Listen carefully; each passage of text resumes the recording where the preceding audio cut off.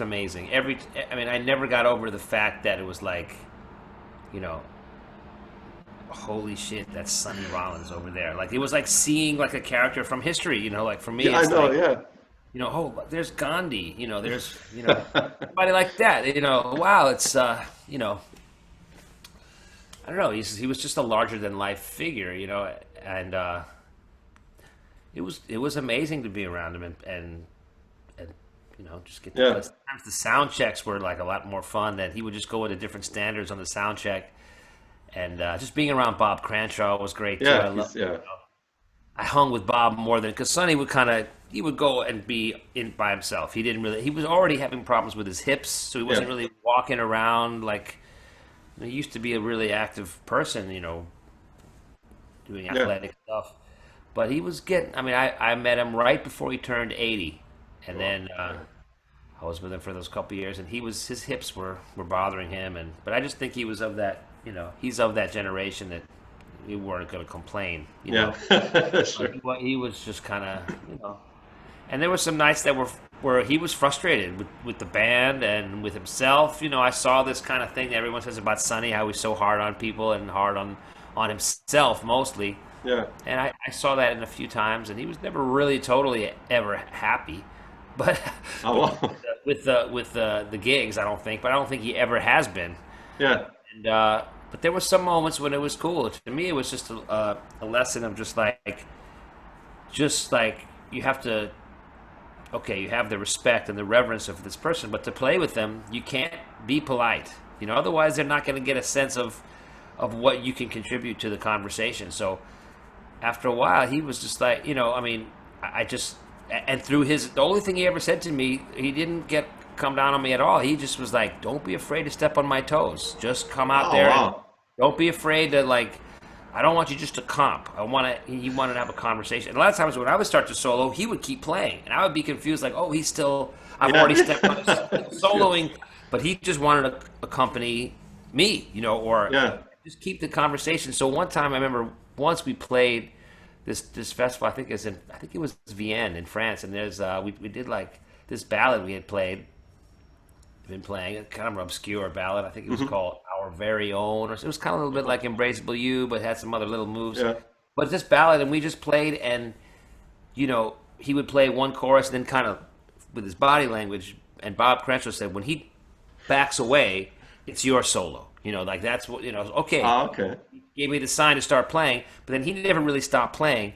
But I didn't stop playing either. So we basically just played together for two choruses. Yeah. And at the end of the gig, Sonny was like, "That's what I'm talking about. That's Oh, what I." wow. So the whole lesson was like, as much as you respect and revere someone, and just feel like they're just telling you, "Yeah, just come on, mix it Yeah. up with me," and you're like, "Mix it up with you." You're like the oracle, and I'm not. When the oracle speaks, you're gonna listen. I'm gonna be playing very like how I feel, which is Yeah. respectful to be in his presence.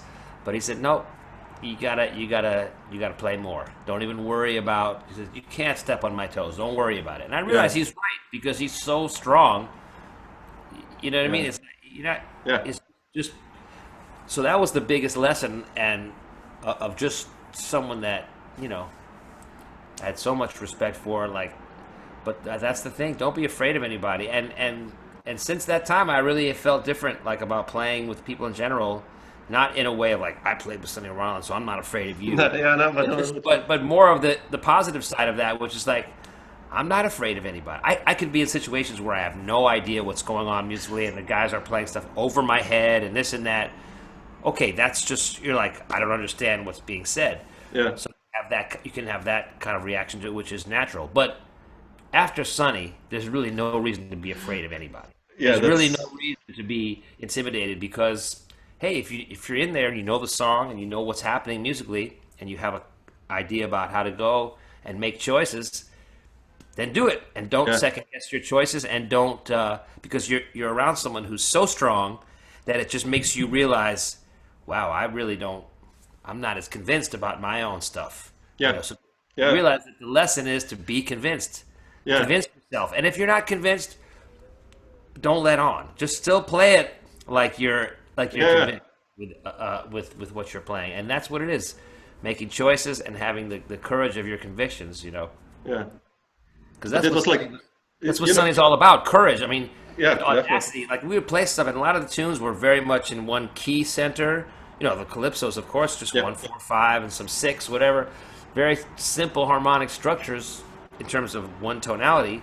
But Sonny would be playing in every key, and with such, like, you know, just complete. I mean, that's the word, audacity. Like yeah, yeah, I can't believe he played that. I just can't believe he thought of something so out in a way, but at the same time, everything that was out came from the melody, came yeah, yeah. from the basic song and simple songs. Like so, he was just an incredible lesson in just like taking something simple, and this is the game for him. Yeah. Like make as many variations, and you know, but just to watch him play too, even though he was physically hurting, the rhythm was all in his To be on the stage with him, yeah, physical. The rhythm of what he was playing was in his physical, in his body. He yeah, felt the rhythms he was playing. He was moving to the rhythms. It wasn't just a phrase on the end of one. It was like yeah, that, or yeah. the way his body would be connected with what he was playing was like, oh yeah, that's. It's not just a machine we're operating here that they're pushing buttons on. It's like to fully get it to do what you want. You know, you put your entire being Yeah. and body into it. That's So, incredible, man. That's yeah. I mean, I've read you play with Sonny, and I was like, I had to ask you that because, you know, like one of my favorite records, like since being a guitarist, is like The Bridge, you know, with of Jim, course, me too. Me and too. and it's like, did you ever think about that record when let's say the first gig you played with him, that you were like, All the fuck, this time. is All the time. Jim I mean, played, you know, it or didn't, except for, I mean, Cranshaw was there, so I would think about that being like, wow, those two guys were there too in 1962. You know, like, wow, that's pretty deep.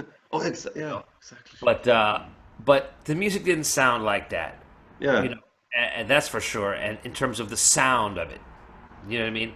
Because we were playing big. It was more. It was also making an adaptation for me to playing big stages and yeah, playing music that has some subtlety to it, but at the same time, it's a rock concert. You know, like we're playing and the electric bass for the most time, and then he played this kind of like a stick bass, but it yeah, was the volume level, the volume of the drums, the volume of we had a conga player that was like another kind of would take out a certain dimension of the yeah. of the sonic world was like there the percussion. So I was like, I felt definitely like it was a wall of sound that I had to, you know. But did you play loud? Like, did you crank up your amp or not really? Or I tried to not play that loud, but it was definitely at the louder yeah, place, oh, and it was just interesting. also like where we were, the setting. We, you Yeah, know, we had to play loud. We were playing in sometimes open places or yeah, big,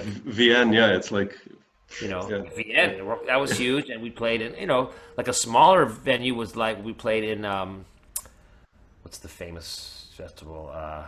Not Montreux, but the other one, Antibes.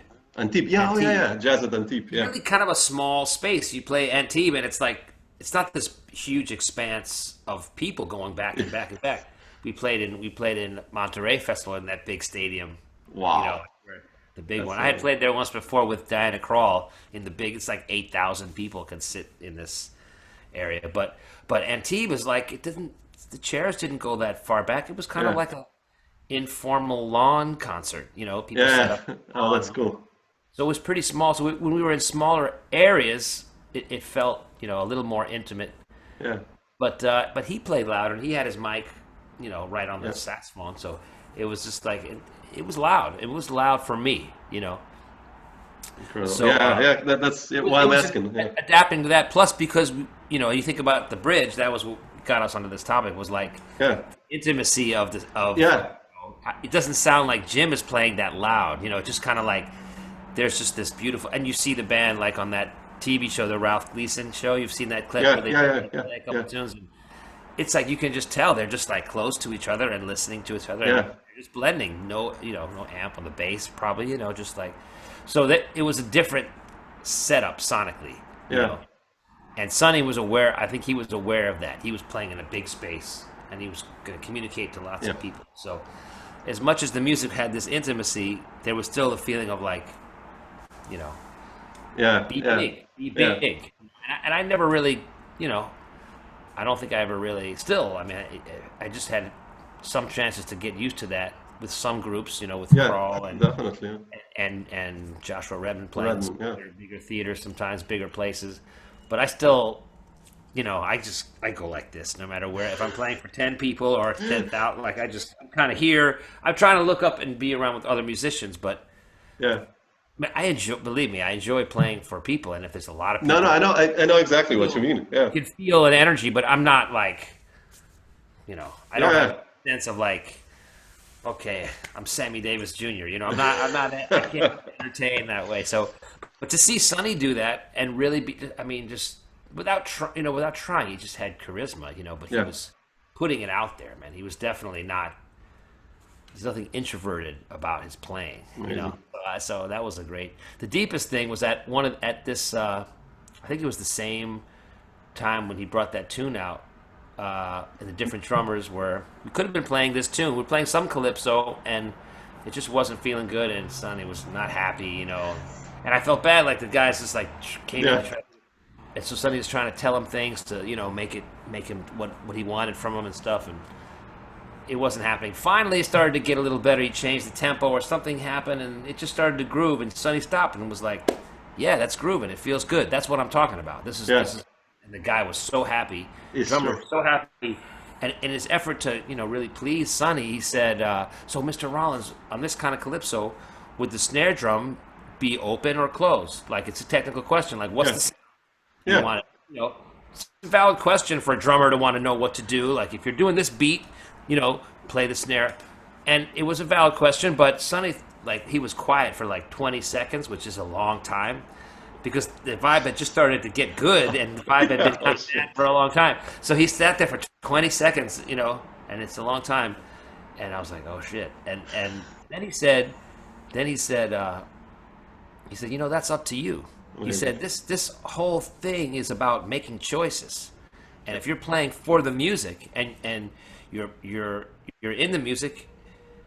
I'm paraphrasing, but Yeah, this is yeah, what sure. he said. He basically said, "You're here to make decisions, and if you think about it, you couldn't be in a more privileged position."